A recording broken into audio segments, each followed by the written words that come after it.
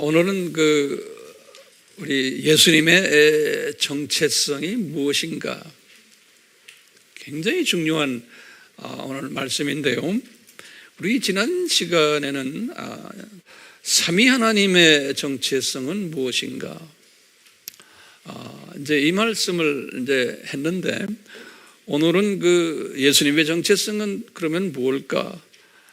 성경에 많은 인용구들이 있지만 오늘 대표적으로 대제사장이 예수님께 물어보지요. 당신이 하나님의 아들이냐? 또는 당신이 그리스도냐? 이렇게 물어보니까 예수님이 그렇다라고 말씀하시는 그 말씀이 오늘 제가 본문 말씀으로 잡았어요. 하나님의 아들, 또 그리스도란 말은 크리스토스라는 헬라 그리스 말이에요. 그런데 이제 유대인들이 쓰는 유대어는 히브리어 말은 메시아, 그런 게 메시아, 이제 기름 부음을 받은 자 같은 단어예요. 우리 지난 시간에 삼위 하나님의 속성 7가지를 공부했어요.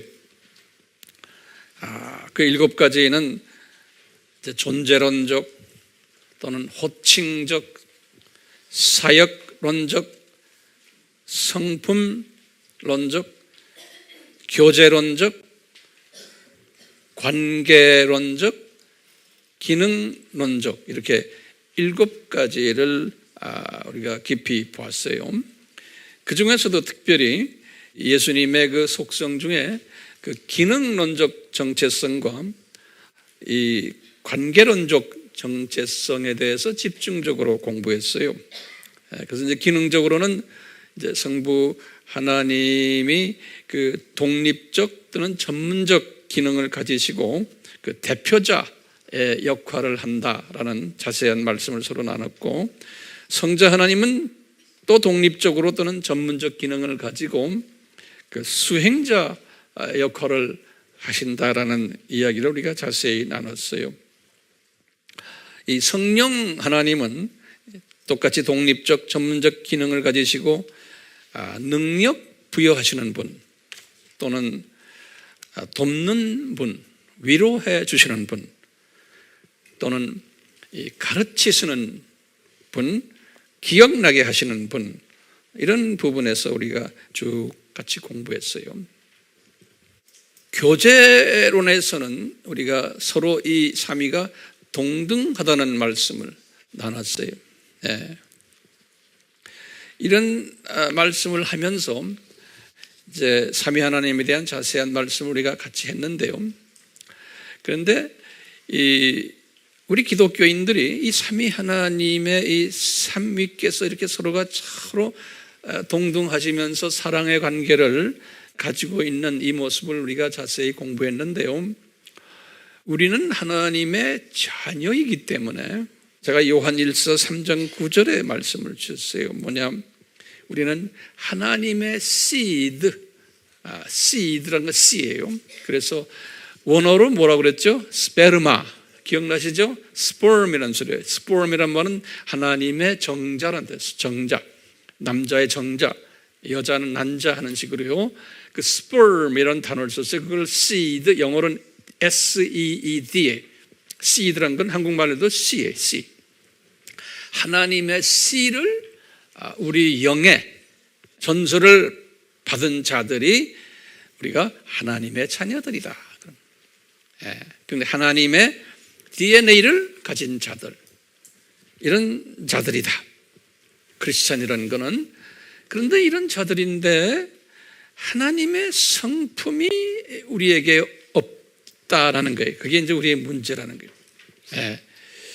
이 하나님의 이 성품이 왜 없는가? 그래서 지난 시간에 이런 이야기를 했어요. 하나님의 성품을 가지려면 이 삼위 하나님의 이 속성을 매일 우리가 이것을 듣고 읽고 또 쓰고 공부하고 암기하고 이 순서가 있어요. 지금 제가 말씀드리는 거예요. 순서 잘 적으세요. 듣고 읽고 쓰고 공부하고 또 암기하고, 그 다음에 뭐예요? 묵상하고 적용해서 순종하는 거예요. 요 순서가 있어요. 요 삼위 하나님의 요 부분을 이렇게 해서 쭉 해서 공부하고는 적용하고 순종까지 하는, 이럴 때 내 성품이 조금씩 조금씩 삼위 하나님의 성품으로 성화될 수 있다는 거예요.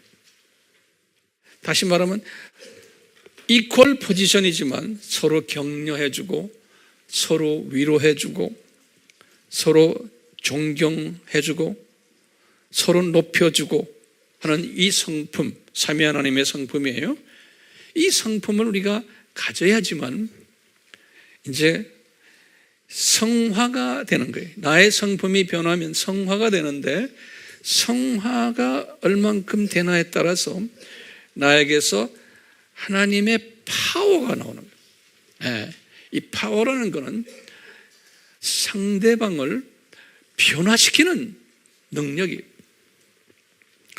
또 이 파워라는 것은 성령님의 변화시키는 능력이, 이 능력이 내가 삼위 하나님의 성품을 가질 때 나타나는 거예요. 그런데 그렇지 못하고 하나님의 자녀인데도 질투가 많고 미움이 많고 경쟁심이 많고 그냥 개인주의고 이런 사람들은 이 파워가 안 나오는 거예요. 그러니까 우리는 이 사도행전 1장 8절에서 말하는 예수의 증인이 되기 위해서는 이 파워를 가져야 되는데, 이 파워를 가지려면 삼위 하나님의 이 속성을 계속해서 듣고 읽고 또 쓰고 공부하고 암기하고 묵상하고, 그리고는 이것을 내 삶에 적용하고 그리고 순종하고, 이렇게 계속 해야 되는 거예요. 이런 나의 그 성화가 왜 중요하냐면, 이 성화의 정도에 맞춰서 우리가 이제 이 세상을 떠나서 저 세상으로 갈 때 나의 위치가 설정이 되기 때문에 그럽니다. 나의 계급이 설정이 되기 때문에 그래요. 그러니까 내가 거기 가서 어떤 일을 어떻게 했냐가 중요한 게 아니고, 어떤 성품을 가지고 주님을 섬겼냐에 따라서 이렇게 영원 세계에서 나의 위치가 정해진다는 거예요. 자, 이제 우리가 이 삼위 하나님 공부를 지난 시간에 하면서 오늘은 이 삼위 하나님 중에서 이제 한 분의 하나님, 예수 하나님에 대해서 우리가 집중적으로 살펴보려고 그래요. 예수 하나님. 이 삼위 하나님, 삼위께서 우리 피조물인 우리 하나님의 자녀들, 우리 피조물 하면은 사탄의 자녀들은 지금 이거 직접적인 연관을 시키는 것이 아니고요, 하나님의 자녀들에 우리 집중을 하는 거예요. 이 하나님의 자녀들이 이 삼위 하나님과 직접 관계를 맺는가요? 라고 한번 질문을 던져보는 거예요. 우리 하나님의 자녀들이 이 삼위 하나님과 직접 관여를 하는가요? 안 그러면 또 쉬운 말로 인격적인 관계를 맺는가요? 우리가 하나님의 자녀들이라고 질문을 던지면 예스의 노예요. 노죠. 노예요. 삼위 하나님과 직접적인 인격적인 관계를 맺지를 않아요. 우리 하나님의 자녀들이 요거 이제 내가 여기에 대한 논리를 자세하게 설명해 드리려고 그래요. 우리와 직접적인 관계를 맺는 분은 예수 하나님이세요. 자, 이 논리를 오늘 자세히 제가 설명을 해 드릴 거예요. 첫째로요, 이 성부 하나님에 대해서 보시면은, 이 성부 하나님은 요한복음 1장 18절에 이제 요한이 말씀한 걸 보면은 우리 피조물은 성부 하나님을 직접 보거나 대화할 수 없다라고 써 있어요. 이 성경 구절은 꼭 외워두셔야 돼요. 요한복음 1장 몇 절이에요? 18절이에요. 이 성부 하나님은 우리 지난 시간에 우리 공부했지만 기능적으로 대표자 역할을 하시는 분이죠. 예. 그러면 우리는 어떻게 성부 하나님과 교제할 수 있나요? 꼭 누구를 통해서요? 예수 하나님을 통해서요. 예.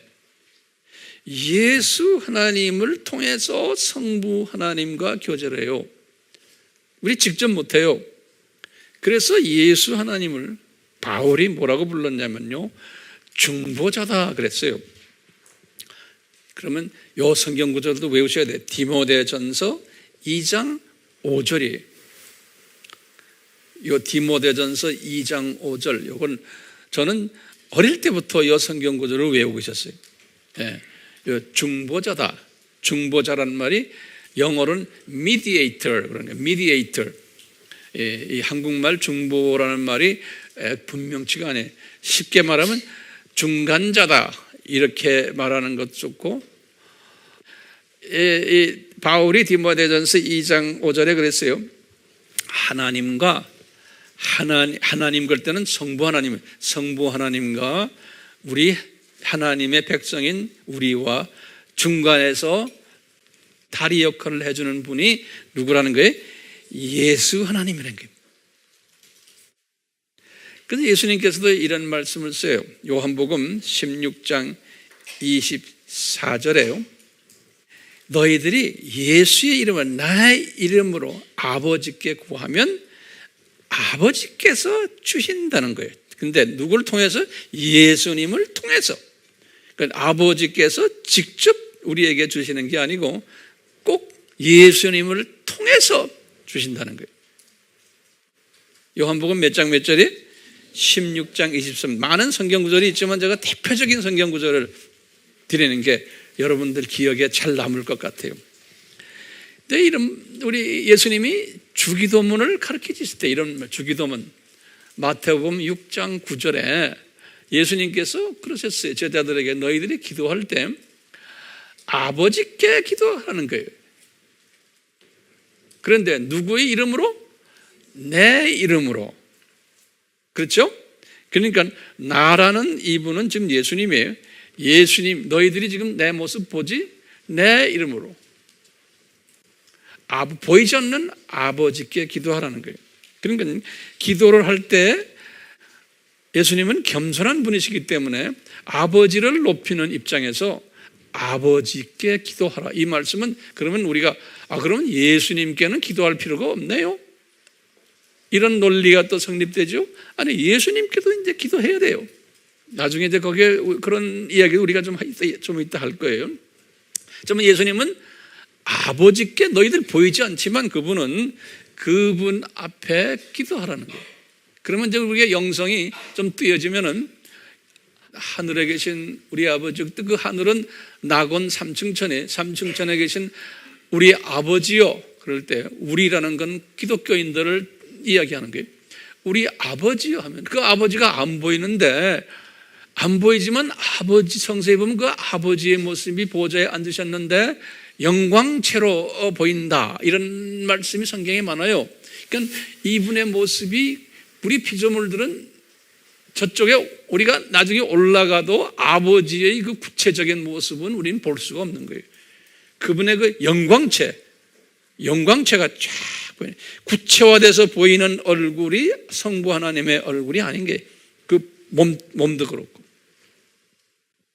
그렇지만 예수님이 말씀하신 아버지에게 기도해라. 그러면 어떻게 하냐? 내 이름으로 기도하라는 거예요. 이제 그러니까 우리에겐 가까운 분이 누굴까요? 예수님이세요. 예수님이. 우린 피조물이기 때문에 또 그분을 통해서 우리가 구원받았잖아요. 이분이 십자가에서 2000년 전에 저주를 받으심으로써 그렇죠? 이분의 저주 때문에 우리가 영생의 복을 받은 거예요. 그래서 이제 저주와 복 시리즈를 제가 지금 하고 있는 거예요. 자, 그러니까 지금 우리가요, 직접 보지 못하는 분이 누구예요? 성부, 그냥 하나님이라 그러시면 안 돼. 이제는 이걸 분류를 하셔야 돼. 그러니까 우리 지금 많은 사람들이요, 굉장히 이런 부분에서 혼돈되어 있는 거예요. 어느 하나님이에요? 성부 하나님이라 그래요. 그냥 하나님이라 그러시면 안 돼요. 자, 그러면 두 번째 하나님을 제가 말씀드릴 텐데, 이 하나님도 우리가 직접 보지를 못해요. 그 하나님이 성령 하나님이세요. 그러니까 직접 그분과 대화를 안 하게 되어 있어요, 본래. 거기에 대한 말씀을 내가 드릴게요.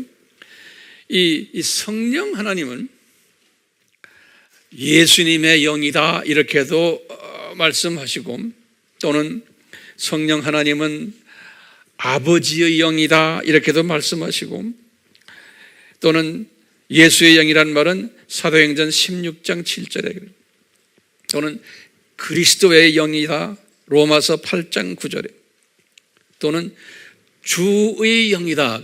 주라는 건 누구예요? 예수님이에요. 항상이에요. 성서에서는요, The Spirit of the Lord, Lord, Spirit of the Lord, Lord란 말은 예수님이에요.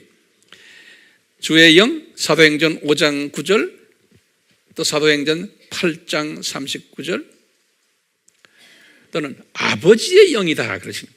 로마서 8장 11절에, 또는 하나님의 영이다.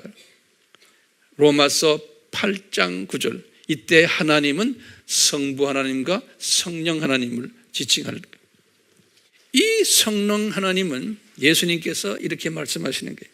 요한복음 14장 16절에 중요한 성경 구절들이니까요, 예수님께서 그러는 게 제자들에게, 얘들아, 내가 아버지에게 부탁을 해가지고 너희들에게 보혜사 성령님을 너희들에게 보내주겠다는 거예요. 여기를 딱 보시면은 지금 뭐예요? 성령님이 누구를 통해서 우리에게 오세요? 성부 하나님에게서 발원이 됐는데, 발원이에요, 시작이. 그래서 아버지의 영이라고 그러는 거예요. 그런데 누구를 통해서 우리에게 오신다고요? 예수님을 통해서 오신다는 거예요. 이 예수님이 그러니까 아까 중보자 역할을 하시는 거예요. 그러니까 이 예수님이 중보자 역할을 지금 성부 하나님과 우리 사이에서도 중보자 역할을 하시고, 그 다음에 누구예요? 성령 하나님과 우리 사이에서도 중보자 역할을 하시는 거예요. 이 문제 때문에 교단이 갈라진 것 우리 공부했죠. 1054년 주후 이 로마 카톨릭하고 그리스 정교회가 요 신학 때문에 분리가 된 거예요. 이 로마 카톨릭은 뭘 믿었냐? 예수님의 중보자적인 역할을 믿었어요. 지금 말씀한 요 말씀 그대로 성령 하나님은 성부 하나님의 발언에 의해서 예수님을 통해서 우리에게 오신다라는, 그것을 필리오케라는 말씀 우리 공부했죠? 다시 알아도 다시 적어 놓으세요. 필리오케라고 그러는 거예요. 필리오케란 말은 뭐냐면 라틴 말인데 and from the Son, 그런 소리예요. and from the Son이라는 뜻이 필리오케라는 뜻. 그런데 그리스 정교회는, 이분들은 그 성부에 관한 그 개념이 강해서 예수님을 통하지 않고 성부 하나님에게서 발원돼서 그냥 직접 우리에게 오신다라고 믿는 거예요. 그래서 이 기독교계가 지금도 둘로 갈라져 있는 거예요. 성령님의 발원의 그 이론에 의해서. 그 종교 개혁이 1517년에 일어났잖아요. 종교 개혁이 일어났을 때 이 개신교 프로테스탄트들은 이 필리오케를 그대로 다, 다시 말하면 로마 카톨릭의 교리를 그대로 다 전수받았어요. 우리도 마찬가지. 그런 부분에서 이제 로마 카톨릭이 그 외에도 이제 다른 모든 신학들, 우리가 원치 않은 비성서적인 신학들이 있지만 이 성령님의 발언 신학은 우리와 같은 거예요. 지금도요. 그럴 때마다요, 예수님께서 이랬어요. 성령을 달라고 기도할 때 누구한테 기도를 해요? 우리가요? 예수님이 가르친 건 아버지께 이제 기도하는 거예요. 그러면 누구를 통해서? 예수님을 통해서 온다는 거예요. 그렇기 때문에 우리가 이제 사도행전 1장 8절의 말씀을 우리가 한번 해석을 해보면요, 사도행전 1장 8절 말씀도 너희들이 이제 성령을 받을 터인데, 그러면 권능이 생겨서 너희들이 예수 그리스도의 증인이 된다는 말 우리 알잖아요. 그러니까 성령을 받으려면 누구한테 기도해야 돼요? 아버지에게 기도하는데 누구 이름으로? 예수님의 이름으로. 이렇게 성령님. 그러니까 우리가 절대적으로 필요한 분이 누구예요? 예수님인 거예요. 왜요? 이분이 중매 역할을 하시는 분이에요. 누가? 아버지와 우리와의 관계를, 그 다음에 성령님과 우리와의 관계를. 예수님이. 그러면 우리가 이제 질문을 던져보는 거예요. 그러면 성령님은 신약 때만 계셨나? 구약 때는 안 계셨나? 이제 이런 질문들 많이 해요, 사람들이요. 예? 그 사도행전 1장 8절에서 나오는 그 나중에 오순절 다락방 사건, 그때 성령님이 비로소 우리에게 임하셨다라고 생각하는 사람들이 많아요. 그건 아니에요. 예. 이 성령님은 하나님의 영이에요. 삼위의 영이에요. 이 영은 무소부재하시다는 거 우리 공부했죠? 무소부재하세요. 창세 전에도 계셨고 창세 이후도 쭉 계셨어요. 무소부재하신 분이에요. 그런데 이 성령님이 나에게, 지금 여기에도 성령님이 계시고 예수 안 믿는 사람들 주변에도 성령님이 다 계세요. 그런데 성령님이 내 속에 들어오시고 안 들어오시고 거기에는 차이가 있는 거예요. 내 영에 들어오시고, 내 영 알죠? 성령님이 내 영에 들어오셔야지만 내가 하나님의 자녀가 되는 거예요. 그것은 누가 도와줘요? 예수님이 도와주세요. 예수님이. 예. 이 구약 때 이렇게 보시면, 구약 성경에도 보면 이 성령님이 계셨음을 우리가 볼 수가 있어요.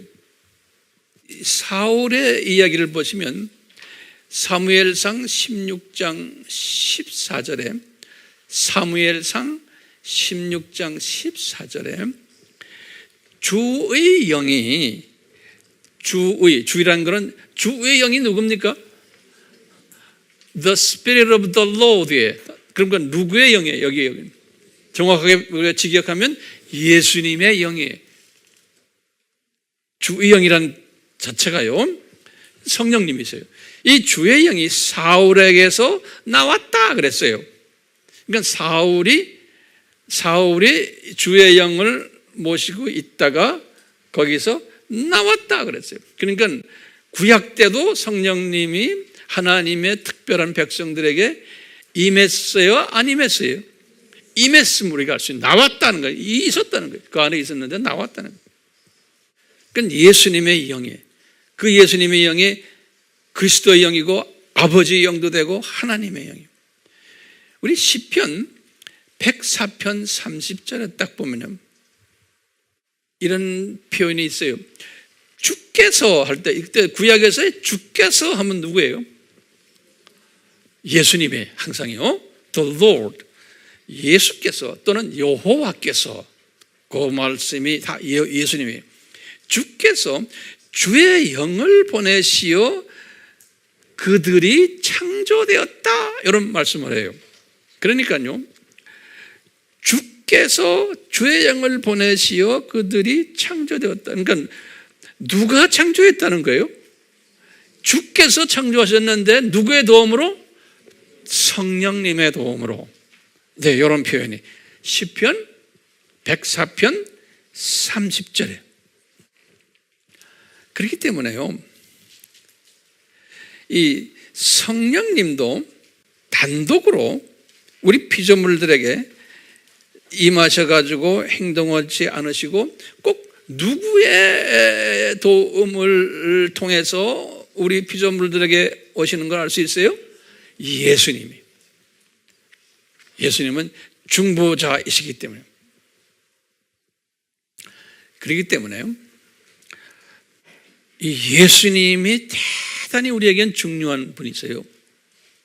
그래서 성서에서는 예수님을 구약에서는 야훼라고 이제 이렇게 부르게 하시잖아요. 또는 여러 가지로 이제 예수님의 표현이 구약에 많아요. 신약에도 많고요.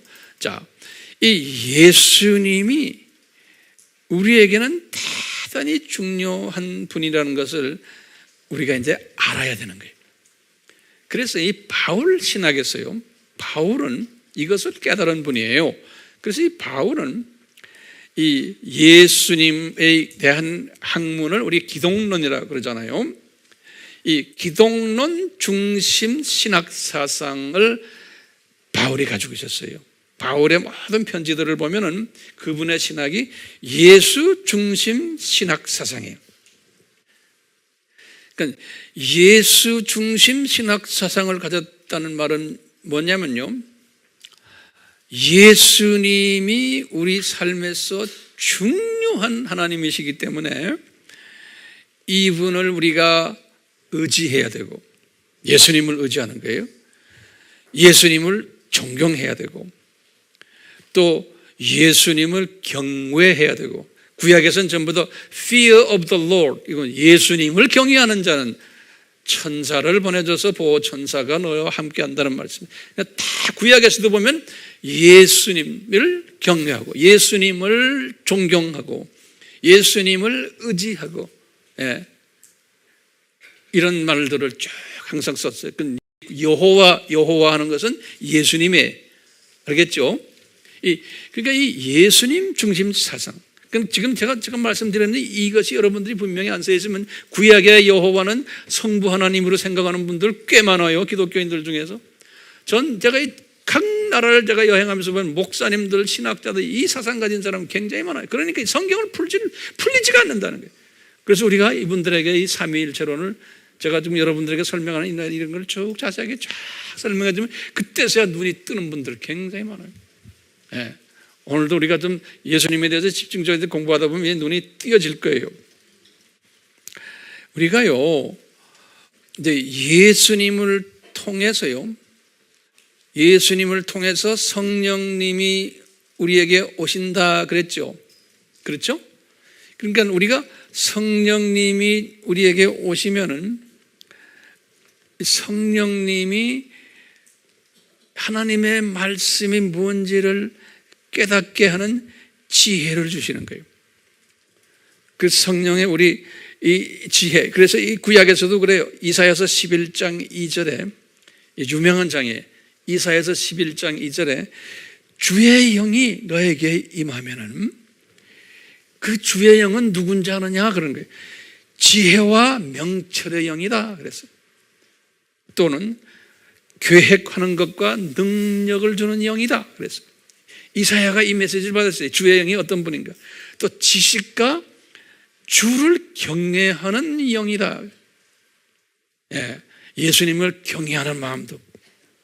그러니까 이 주의 영을 받는데 누구를 통해서 받아요? 예수님을 통해서 주의 영을 우리가 받는 거예요. 은혜 그냥 직접 받는 게 아니에요. 예수님을 통해서 주의 영을 받는 거예요. 그러면 성경 구절 어디에 나와요? 우리 아까 봤죠? 예수님이 아버지께 예수님 부탁해서 성령님을 너희들에게 주시겠다 그랬죠? 그러니까 아버지를 우리가 볼 수가 없어요. 근데 아버지에게 우리가 부탁을 하면 꼭 누구를 통해서 누구의 이름으로 부탁해야 돼요? 예수님의 이름으로.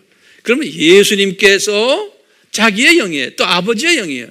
그 영을 받아가지고 우리한테 주시겠다는 거예요. 그러니까 누가 중요해요?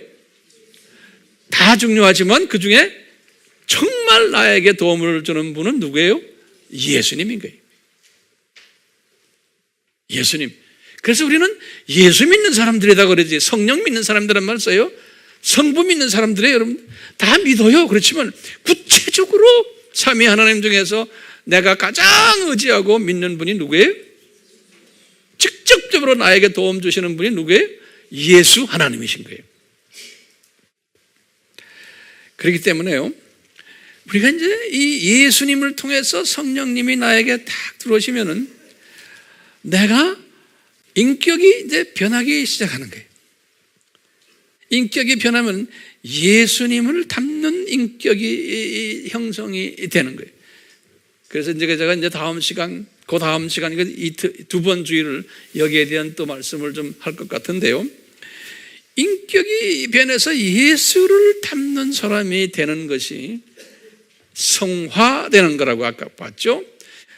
성화된다는 말은 다른 말로 표현하면 성령 충만해진다는 말이나 같은 말이에요. 말씀 충만, 성령 충만. 우리가 이제 성령 충만하는데 이 성령 충만되는 사람이, 이 성령 충만이 되면 그제서야 그 다음에 수직 계명을 내가 할 수가 있는 거예요. 순서가 그래요. 그리고는 수평 계명을 할 수가 있어요. 이 전제가 없으면 안 돼요. 그러면 그 다음에 뭐예요? 지상 사명을 할 수가 있는 거예요. 그러니까 이런 순서가 꼭 필요한 거예요. 자, 그러면요, 우리가요 이렇게 성령 충만해져서 수직계명, 수평계명, 지상사명을 할 수 있는 사람이 되려면은 무엇부터 시작해야 될 것 같아요? 어디서부터 시작해요? 예수님께 부탁해가지고 우리가 성령을 받아야 되죠. 그렇죠? 예수님께 부탁했어요. 그러니까요, 성령을 받아야지만 성령 충만해지고 수직계명, 수평계명, 지상사명을 할 수 있어요. 이 순서 지금 기억 잘하세요. 그렇기 때문에 이런 사람이 되려면 내가 수직계명 잘 지키고 우상 안 섬기고 수평계명 잘하고 전도 잘하고 선교 잘하려면 전제 조건이 뭘까요? 성령 충만해야 되죠. 그렇죠? 그럼 성령 충만하기 위한 전제 조건이 뭐예요? 예? 누구 정체성이에요? 예수님의 정체성이에요. 예. 성령 충만해지려면 전제 조건이 뭐냐면 예수님의 정체성을 제대로 알아야 되는 거예요. 그러니까 예수님의 정체성을 모르고 성령 충만 이러다 보면 다 저 동네로 가버려요. 지금 그 일들이 얼마나 많이 일어나고 있어요. 네? 이 기독론이 약하면은 성령 충만 할렐루야 뭐 성령 똑같이 하는데 가짜 성령이 와서 까불고 놀게 돼 있는 거예요. 왜? 이 주체 되시는 성령을 아버지께서 받아서 정확한 성령을 드리는 분이 누구예요? 예수님이요. 그러니까 그 예수님에 대해서, 중보자에 대해서 잘 알아야 되는 거예요. 그거 모르고서 성령 충만 하다가 보면 문제가 생겨요. 그러니까 우리 오순절 때도 이분들이 그 성령을 받건 즉시로 기독론 공부부터 먼저 시작한 거예요. 성서 공부가 뭡니까? 기독론 공부. 예수가 누구냐? 그러니까 이 성서 공부가요, 예수님의 기독론 공부를 안 하고 성경 공부하다 보면 다 대부분이 다 딴 데 가게 돼 있어요. 비성서적이 돼버리는 거예요. 그래서 우리 AMI는 이 기독론에 얼마나 우리가 신경 많이 쓰고 시간 많이 보내고 공부를 얼마나 합니까? 그래도 끝이 없죠. 네. 자, 그러면요, 예수님의 정체성을 알아야 되는데 제가 여러분들에게 이 예수님의 정체성 7가지를 제가 드리려고 그래요. 대단히 중요한 정체성이에요. 첫째 정체성은 예수님은 엘로힘이시다. 이 말은 하나님이시다. 또 이 말은 다시 표현하면 삼위 하나님이시다. 또 이 말은 뭐예요? 이 엘로힘의 뜻이 창조자이시다. 이게 첫째 중요한 개념이에요. 두 번째 정체성이 뭘까요? 예수님은 삼위 하나님 중 제2위 하나님이시다. 우리 마태복음 28장 19절에도 그랬죠. 아버지의 이름과 아들의 이름과 성령의 이름으로 세례를 준다 그랬죠. 자, 세 번째 정체성은 이 예수님은 모든 피조물을 직접 창조하신 분이다. 삼위 하나님은 다 창조주이시지만 직접 수행하신 분은 누구예요? 예수 하나님이신 거예요. 창조를 직접 하신 분은. 자, 그러면 거기다 이제 작은 넘버예요. 이 직접 창조하시는데 어떻게 직접 하셨냐? 성서에 보면은요, 말씀으로 창조하셨다라는 성서 구절들이 나와요. 가로 열고 성경 구절 드릴게요. 시편 33편 6절과 우리 요한복음 1장 1절에서 3절 다 말씀으로 창조하셨다는 말씀. 그 다음에 또 어떻게 창조하셨나? 성경에 보면은 손으로 창조하셨다는 성경 구절이 있어요. 예수님의 손으로. 욥기 10장 8절 또는 시편 8장 6절에 보면 다른 구절들이 시편에 있지만 시간이 없어서 제가 다른 건 안 드릴게요. 욥기 10장 8절과 시편 8장 6절 또는 19장 1절 이런 데 보면 손으로 창조하셨다. 그 다음에 네 번째 예수님의 그분의 정체성은 창조하신 모든 피조물들을 예수님이 직접 소유하신 분이라고. 그러니까 이게 성부 하나님도 성령 하나님도 다 소유자시지만 직접 컨트롤 소유하신 분은 누구라고요? 예수님이라는 거예요. 창세기 14장 19절 또 22절에 그런 말씀이 써 있어요. 자, 다섯 번째로 예수님이 이 모든 피조물들을 직접 통치하시는 분이세요. 직접 통치하시는 분이신데 이 통치권을 누구한테서 받았어요? 성부 하나님에게서부터 받은 거예요. 그러니까 이게 이제 굉장히 중요한 개념들이에요.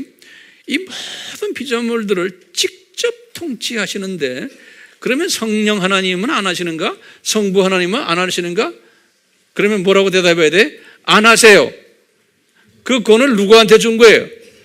성자 하나님께 드린 거예요.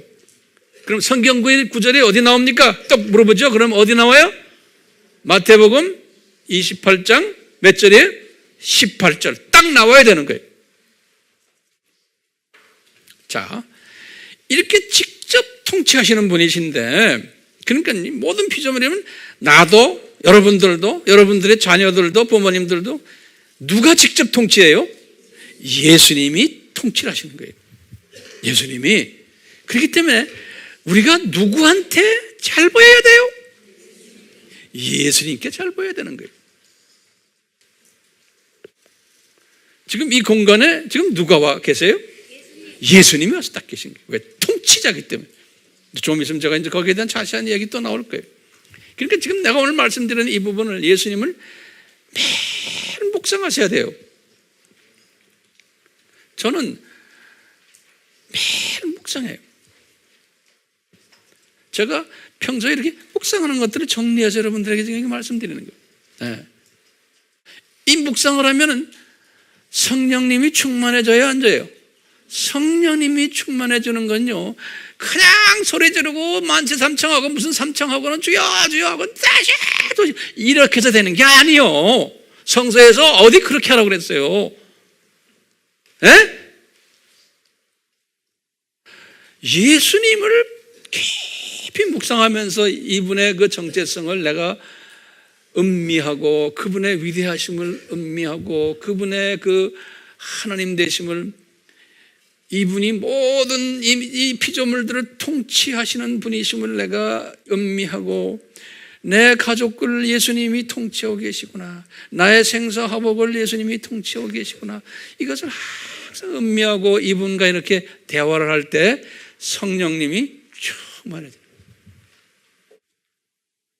자, 직접 통치하시는 분에 대한 이 모든 관계성을 제가 성서를 쫙 보니까요, 한 15가지가 있어요. 이거 음미하셔야 돼. 첫째, 예수님은 만유의 통치자였어요. 시편 103편 19절이에요. 두 번째, 만물이 예수님의 발 아래에서 통치를 받아요. 만물이 예수님의 발 아래에서 통치를 받아요. 이건 사도 바울의 강한 개념이에요. 고린도전서 15장 27절, 에베소서 1장 22절에 바울은 항상 이 개념을 가지고 있어요. 그러니까 나나 여러분들이나 우리 모든 내 자녀들, 내 가족들 다 예수님의 발 아래에서 통치를 받는, 이걸 환상으로 쫙 보는 연습하는 거예요.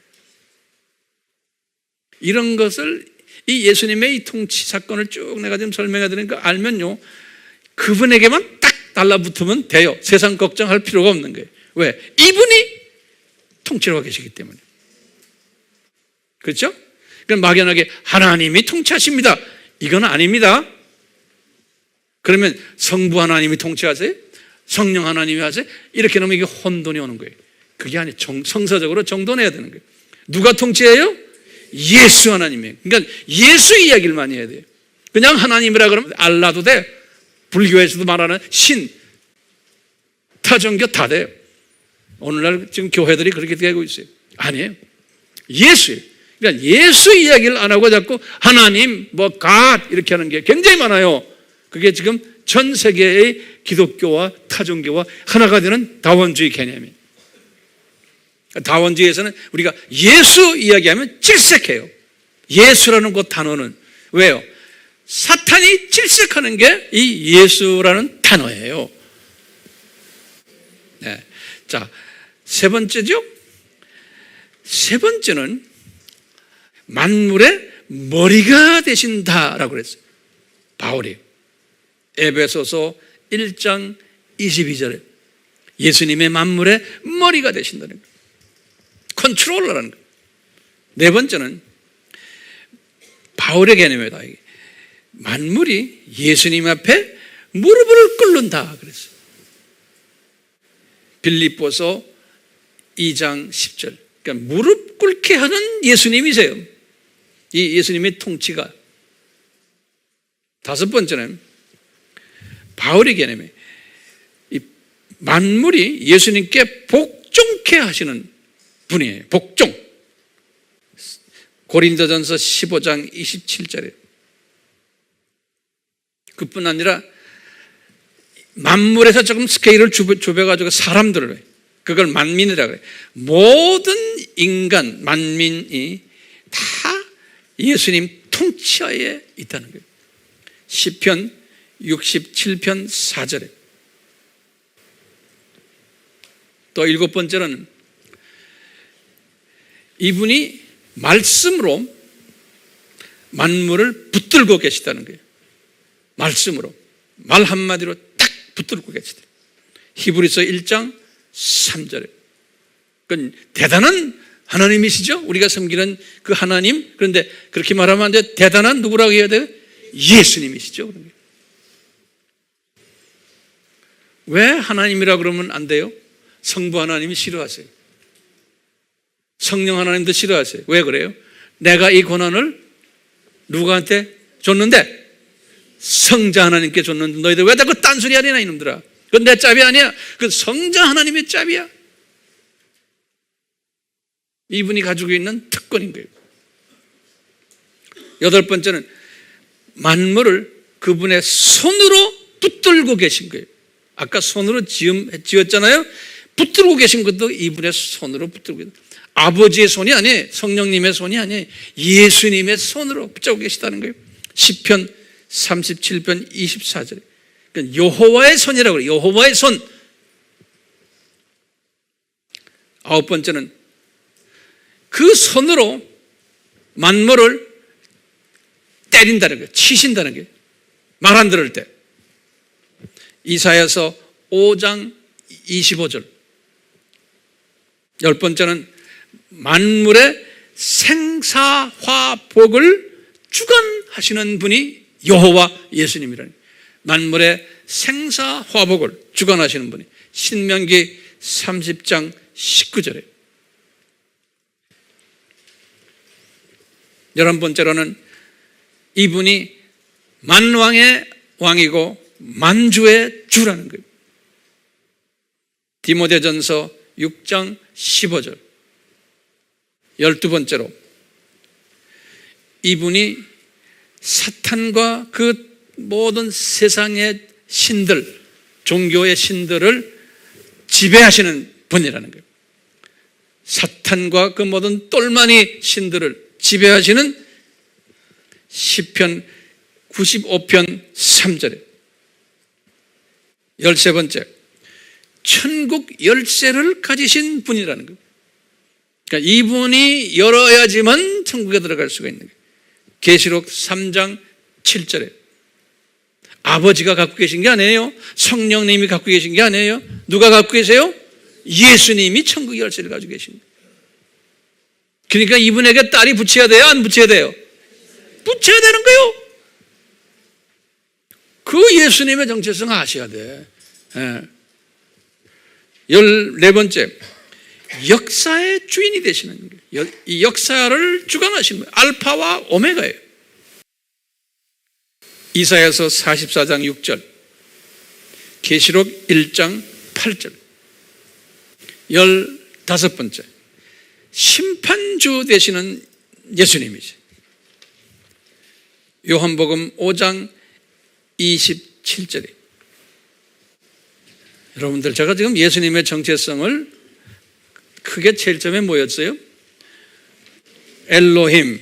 두 번째는 제2위 되시는 분 기억나시죠? 세 번째는 직접 창조하신 분, 그렇죠? 네 번째는 뭐예요? 직접 소유하신 분. 다섯 번째는 뭐예요? 직접 통치를 하시는 분. 그 통치 안에 지금 내가 몇 가지를 드렸어요? 15가지를 드린 거예요. 됐어요? 그럼 여섯 번째는 뭐냐면 이 예수님이 예정된 하나님의 자녀들을 향한 저주와 복을 주시는 주체되는 분이에요. 하나님의 자녀들에게 저주를 주셨다가 또 이분이 복을 다시 회복시켜주는 이 여기에 주체 되시는 분이 예수 하나님이신 거예요. 이 말 이해되세요? 되죠?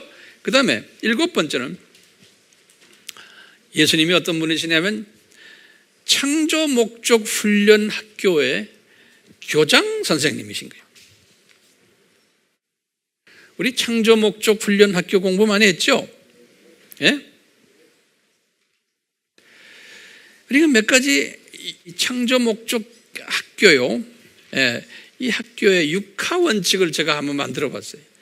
육하 원칙이라는 거예요.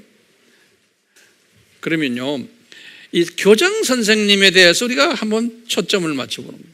교장 선생님을 어떻게 육가 원칙에 의해서 육하라고 그러죠. 첫 번째, 제가 영어로는 이렇게 하면 돼요. Who is it? 누구냐 이게? 그분이 그 교장이 누구냐? 그럼 뭐라고 그래요? 이 교장은 우리에게 7가지 했죠? 그 다음에 15가지 했죠? 기억나요? 이런 분이시다. 라고 우리가 말해야 되는 거예요. 이 교장 선생님이 누구냐? 이거 우리가 묵상해야 돼요. 묵상하려면 어떻게 해야 돼요? 묵상이 그냥 됩니까? 안 돼요. 어떻게 해야 돼요? 들어야 돼요. 그렇죠? 읽어야 돼요. 그 다음에 뭐예요? 써야 돼요. 그 다음에 공부해야 돼요. 의미를 알아야 돼요. 공부한 다음에 뭐예요? 암기해야 돼요. 암기한 다음에 뭐예요? 묵상하는 거예요. 그러니까 묵상은 여기까지 했을 때 그게 묵상이 되는 거예요. 묵상한 다음에 어떻게 해야 돼요? 내가 이제 삶에 적용하면서 순종까지 가져야 돼요.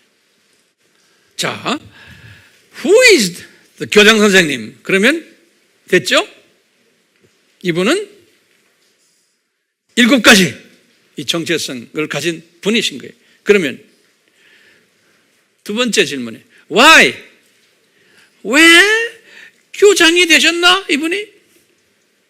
그럼 뭐라고 대답하실래? 왜 교장이 되셨나? 이분이?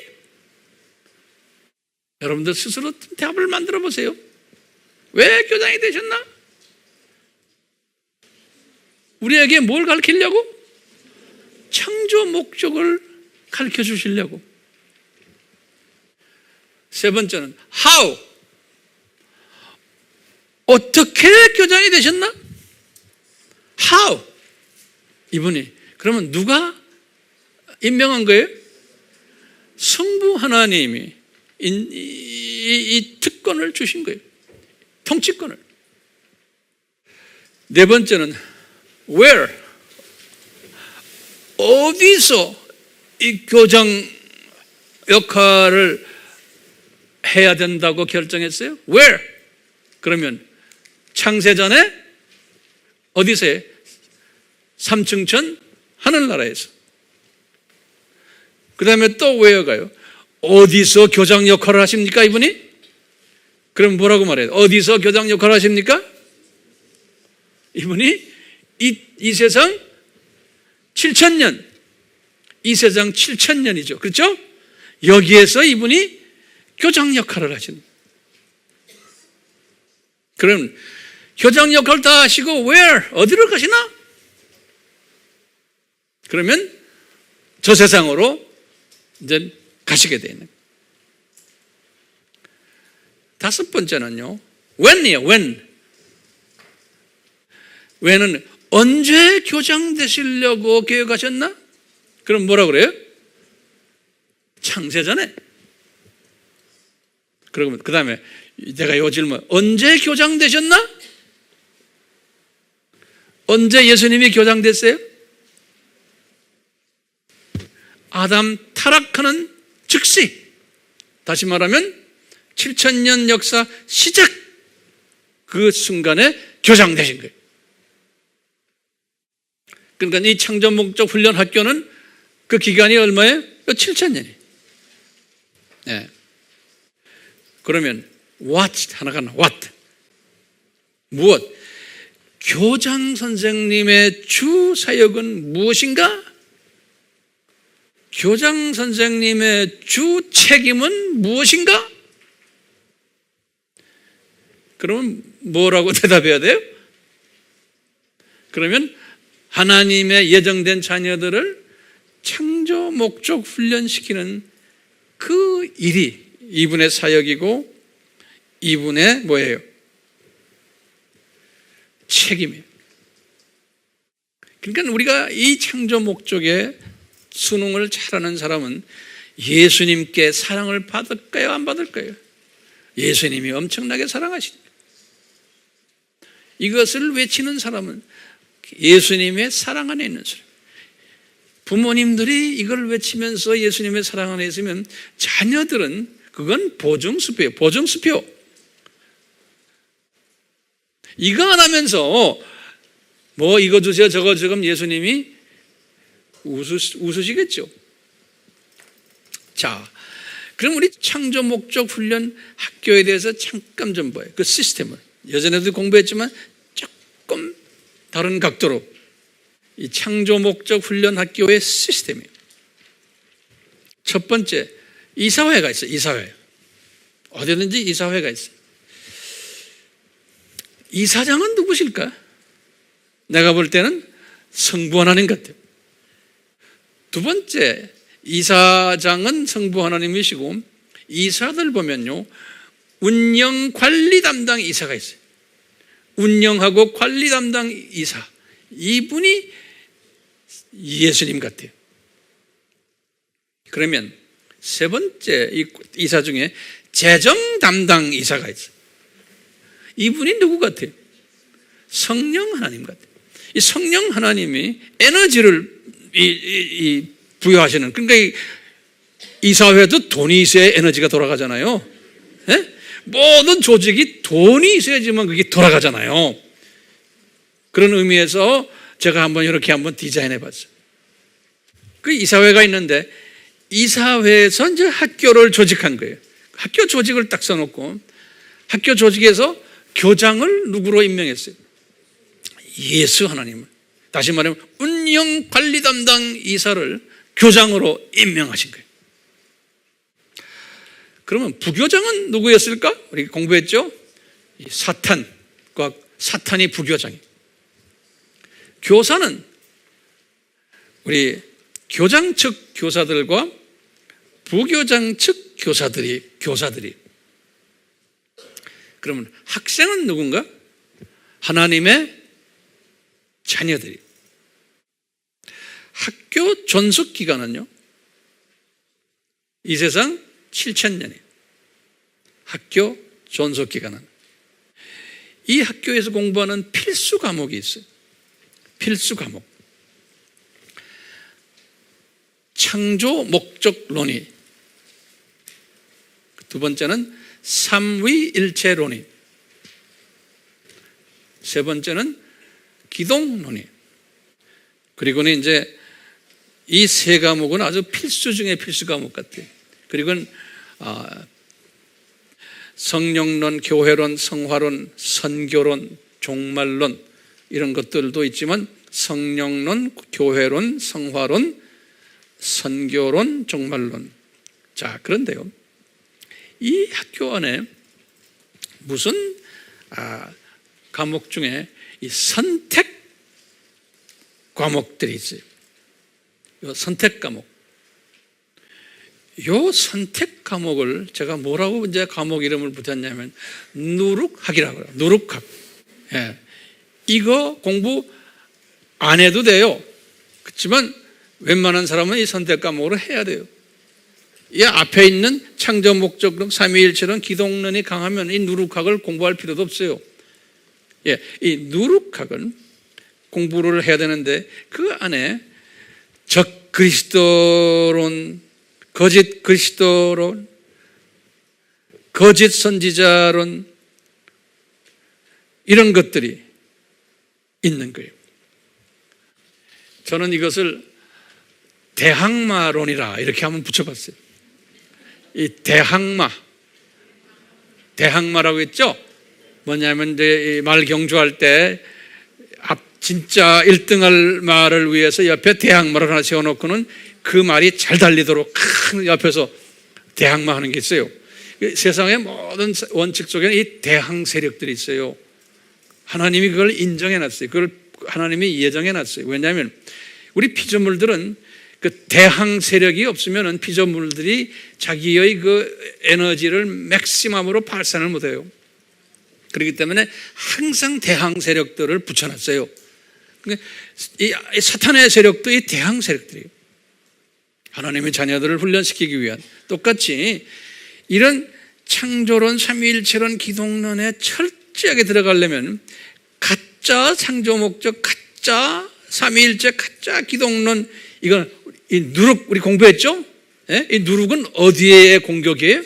누룩은 다 여기 지금 창조 목적, 삼위일체, 기동론에 대한 공격을 하도록 하나님께서 딱 허락을 하시고 계획을 짜서 기독교 400년 동안 이거 했고, 그 다음에 1000년 동안 또 이거 했고, 마지막 종교개혁부터 지금까지 이 누룩이 대항마가, 엄청난 큰 대항마가 나타날 것을 다 가르쳐 줬잖아요. 오늘날 제일 큰 대항마 이름이 뭐예요? 종교 다원주의 대항마가 있는 거예요. 다 이게 어디에다 대항마가 이 예수 그리스도의 정체성과 삼위일체 정체성의 대항마들을 만들어 놓은 거예요. 이런 공부를 하도록 한 거예요. 그 다음에 이 학교의 특색 중에 졸업이에요. 우리 하나님의 자녀들이 언제 졸업해요? 죽을 때 졸업하는 거예요. 거기다 적어 놓으세요. 졸업식을 언제 하느냐? 죽을 때. 고작해야 100년 사는 거예요. 우리가 이 세상에서 7,000년 중에 거의 100년 사는, 그럴 때 졸업해요. 이 학교가 언제 폐교가 돼요? 7,000년 마칠 때, 이 세상이 없어질 때, 심판 때, 이 폐교가 돼요. 이 학교가. 그리고는 학교 폐교되면서 그 부교장 팀들 다 어디를 가요? 불못으로 가서 영원히 그 동네로 가는 거예요. 부교장 팀들은. 그 다음에 교장 팀들은 어떻게 돼요? 전부 신천신지 영원한 낙원으로 올라가는 거예요. 이렇게 딱 디자인을, 이 학교 디자인이에요. 이런 의미에서 지금 교장 선생님이 누구라는 거예요? 이 예수님이시라는 거예요. 네, 예수님이세요. 네. 그렇기 때문에 우리가요, 이 예수님이 이 인간 역사를 컨트롤하고 통치하시면서 실제로 이 학교를 운영하시는 교장 선생님이라는 이야기를 그래서 제가 한 것이. 그런데요, 이 예수님이 우리 하나님의 자녀들을 교육을 시키실 때, 교육을 시키는데 그 학교 교육 목표가 있죠. 창조 목적, 이 무언가를 교육을 시키는 거예요.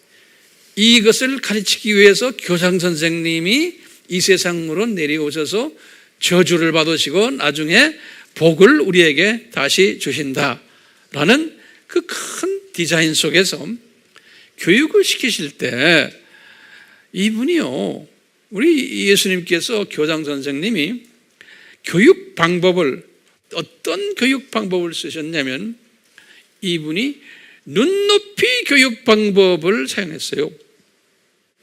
다시 말하면 이 피교육자 중심 교육 방법이에요. 다른 말로 표현하면 이 피교육자가 소화할 수 있도록 그 수준으로 내려가서 교육을 시키는 거예요. 그것을 다른 말로 표현하면 성육신 교육 방법이에요. 안 그러면은 피교육자들이 소화를 못하는 거예요. 이 저주와 복을 교육시키기 위해서. 그래서 이분은 이 눈높이 교육 방법을 시킨 이유가 하나님의 이 메시지를, 하나님의 마음을 정확하게 소화시켜 주기 위해서 이 방법을 사용하신 거예요. 저 위에서 그냥 막 확성기를 대고 하나님식으로 말하면 피조물들이 못 알아듣는 거예요. 그러니까 이 피조물들을 이 시간 속에다가 7,000년 던져버리시고 모든 교육 방법도 그 시간 속에 떨어진 그 눈높이에 맞춰서 교육을 시키시는 거예요. 그러니까 우리 하나님의 사랑의 표시예요. 하나님이 우리 피조물들을 사랑을 하신다는 하나의 표시고, 이뿐만 아니라 우리 하나님은 배려하시는 분이에요. 그래서 우리 고린도전 13장에 사랑은 하면서 무례히 행치 않고 항상 배려하시고 오래 참으시고 쭉 나오잖아요. 그 말 듣고 그대로 하나님의 성품이에요. 우리 인간들을 7,000년 동안 오래 참으시면서 배려하시면서 피조물들의 수준으로 내려놓으시고 그분들의 눈높이에 맞춰서 교육을 시키는 게 하나님의 마음을, 이 학교의 교육 정책을, 교육 목표를 교육시키는 거예요. 그래가지고 처음에 7,000년 중에 4,000년을 구약기간으로 만들어가지고 이제는 예수님이 이 세상에 내려오셔서 피를 흘리셔서 십자가에서 저주받으실 것을 4,000년 동안 가르쳐 주시는 거예요.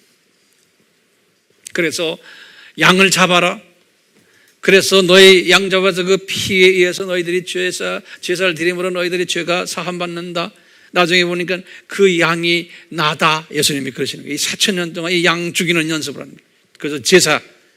그러니까 구약은 그랬어요. 신약에서 바울에게도 그랬어요. 이것은 진짜가 오시는 예수님이 진짜인데 실체가 본질이 오시는 그림자다, 또는 모형이다, 또는 거울이다, 또는 예표다, 또는 상징이다, 이런 식으로 우리에게 설명을 하는 거예요. 이게 눈높이로 이렇게 쫙 설명하는 거예요. 그림자다, 모형이다, 거울이다, 예표다, 상징이다.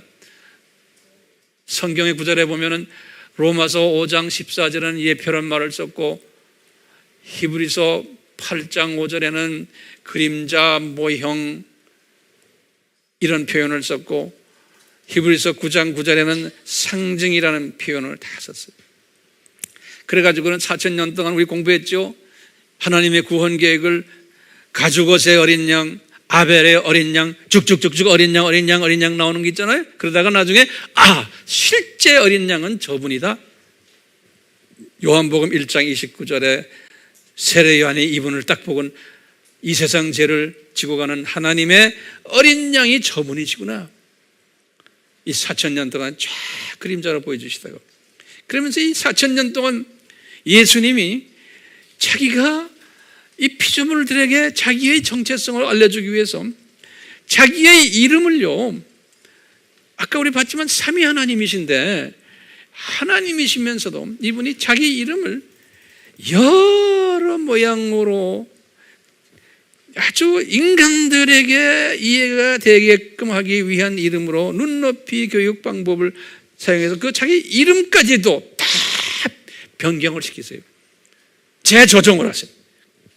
거기다 좀 적어보세요. 구약에 나오는 예수님의 이름들이 있어요.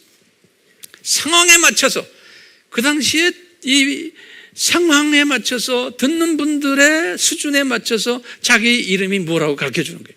그러면서 나는 여호와 하나님이다, 창세기 2장 4절에. 나는 멜기세덱이다, 사람의 모습으로 봐서, 창세기 14장 8절에. 나는 반석이다, 출애굽기 17장 6절에. 나는 준비하는 하나님이다, 여호와 이레다, 22장 14절에. 창세기 여호와 니시다, 승리하시는, 출애굽기 17장 15절에. 여호와 샬롬이다, 사사기 6장 24절에. 나는 전능하신 하나님이다, 출애굽기 6장 3절에. 나는 목자다, 시편 23장 1절에.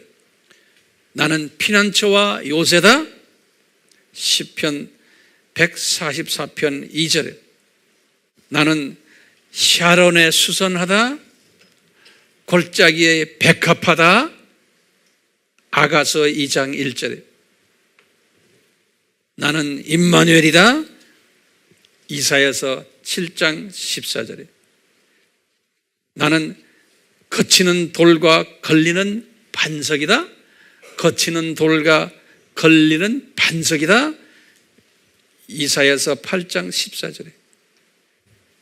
나는 만군의 여호와다, 이사야서 1장 9절에.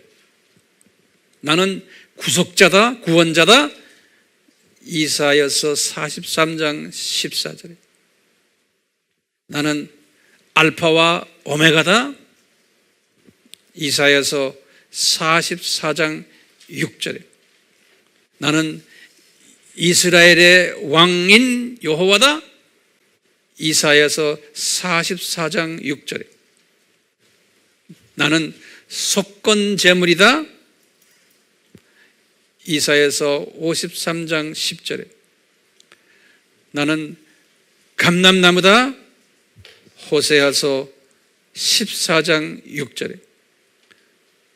나는 구원을 베푸시는 전능자다, 구원을 베푸시는 전능자다, 스바냐 3장 17절에. 이렇게 해서 구약에서 4,000년 동안 이 눈높이 교육 방법으로 하신 후에요, 신약 3,000년에 이 교육 방법을 좀 바꾸시는 거예요. 그렇지만 아직도 눈높이 교육으로 하시는 거예요. 신약 시작은 예수님이 저주를 받으시고 십자가에서 죽으신 거예요.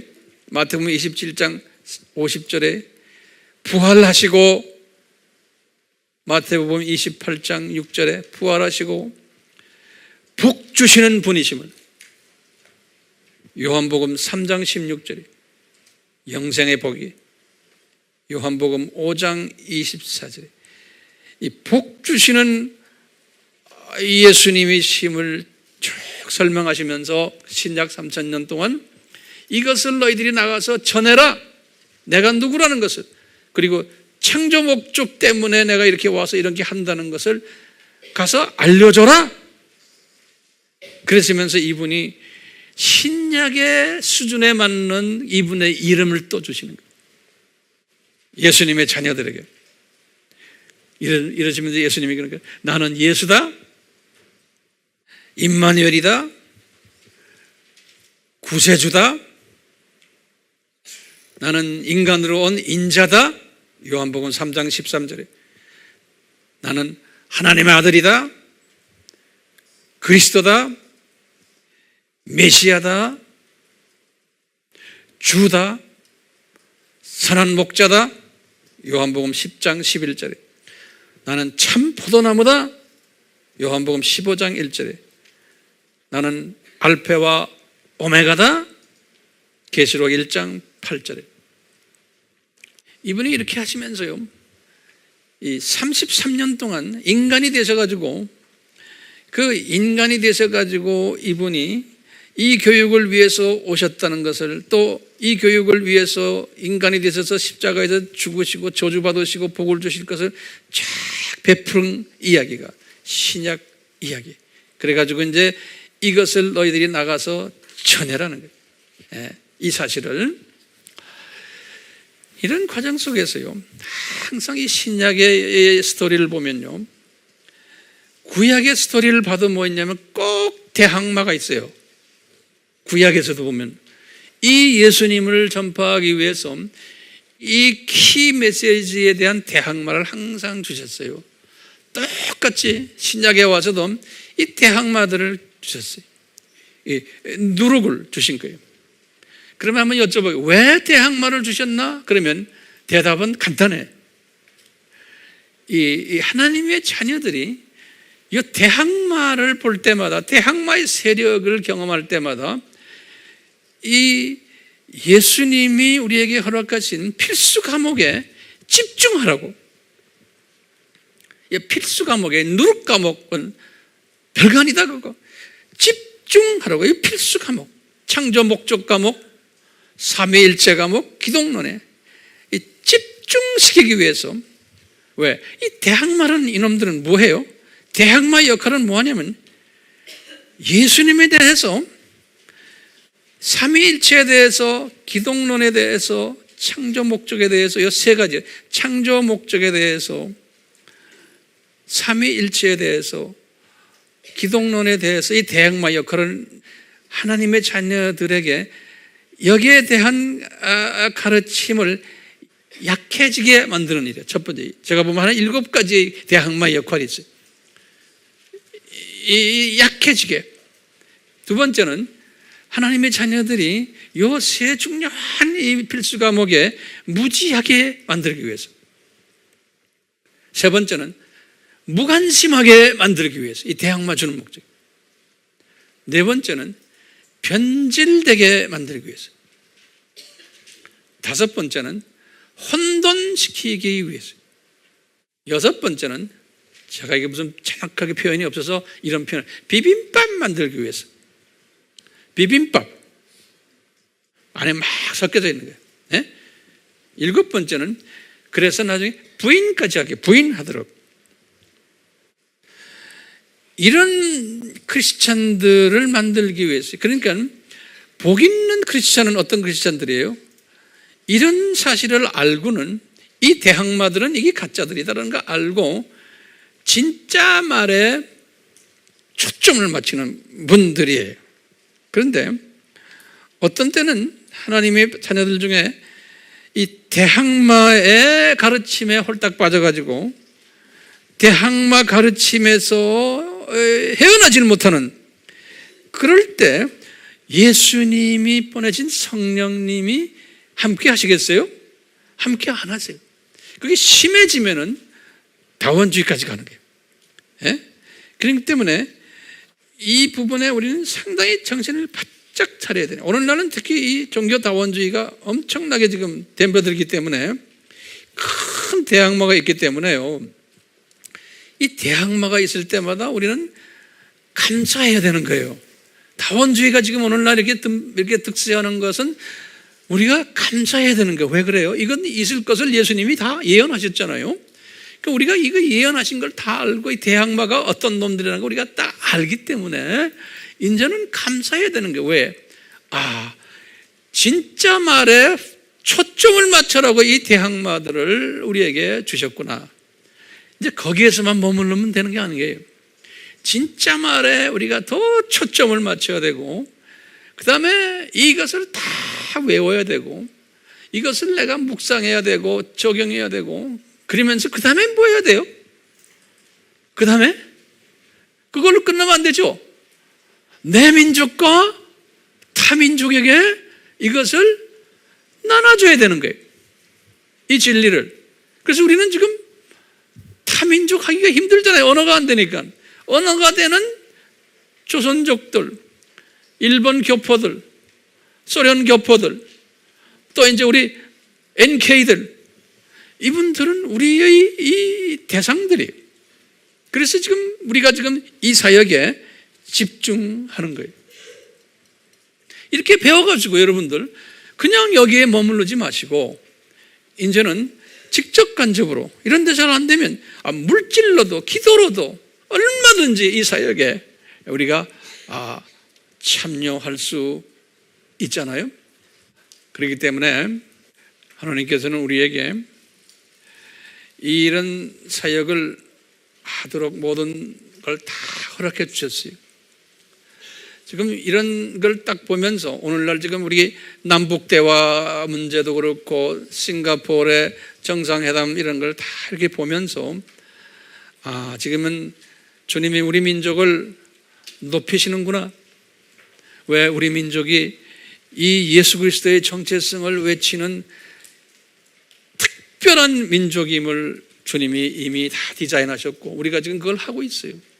그렇기 때문에 이 대항마들이 주변에 많지만 그렇지만 그 대항마에 대한 겁을 내시면 안 되고 이 역사의 주권자 되시고 주관자 되신 예수님이 우리 민족을 이 마지막 때의 추수 민족으로 쓰시기 위해서 그동안 이 북쪽에 있는 우리 크리스천 형제들이 자매들이 하늘에 미리 떨어져서 우리 남쪽이 이 선교의 일을 하도록 하늘에 미리 떨어져 죽은 쪽에 우리 민족이 그래서 이 그분들 때문에 남쪽이 여러 가지로 이제 문제도 있지만 하나님이 우리에게 긍휼을 베풀어서 우리를 이렇게 사용하셨는데 이제 때가 되니까 주님이 이제는 됐다.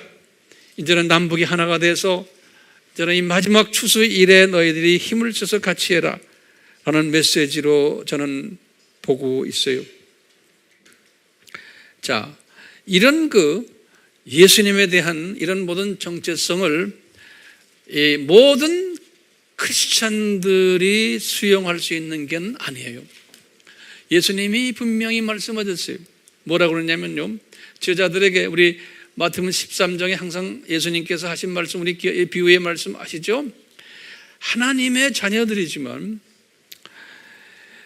보아도 보지 못하고 들어도 듣지 못하는 하나님의 자녀들이 많다는 거예요. 마태복음 13장 13절에 우리가 지금 예수 그리스도의 정체성을 이렇게 외쳐도 듣기만 하지 이것이 소화가 안 되는 사람 상당히 많은 거예요. 하나님의 자녀들 중에서. 근데 우리는 그런 분들이 아니잖아요. 그러면서 예수님이 그랬어요. 마태복음 13장 16절에 그랬어요. 너희는 눈으로 이거 보게 되고 귀로 이제 들을 수 있는 자들이구나. 그러니까 너희들은 복 있는 자들이구나. 예수님께서 그렇게 디자인하셨다고 그랬어요. 그러니까 같은 하나님의 백성이지만 이렇게 차이가 나는 거예요.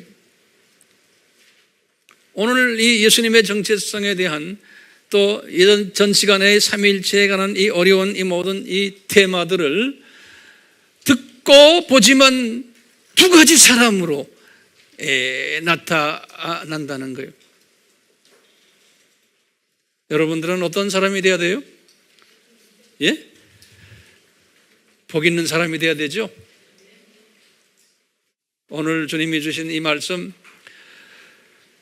받았으니까 복 있는 사람이 되려면 성령님께서 어떻게 역사하시냐면 이 말씀을 듣고 또 읽고 노트 정리하게 하시고 성령님이 이끄세요.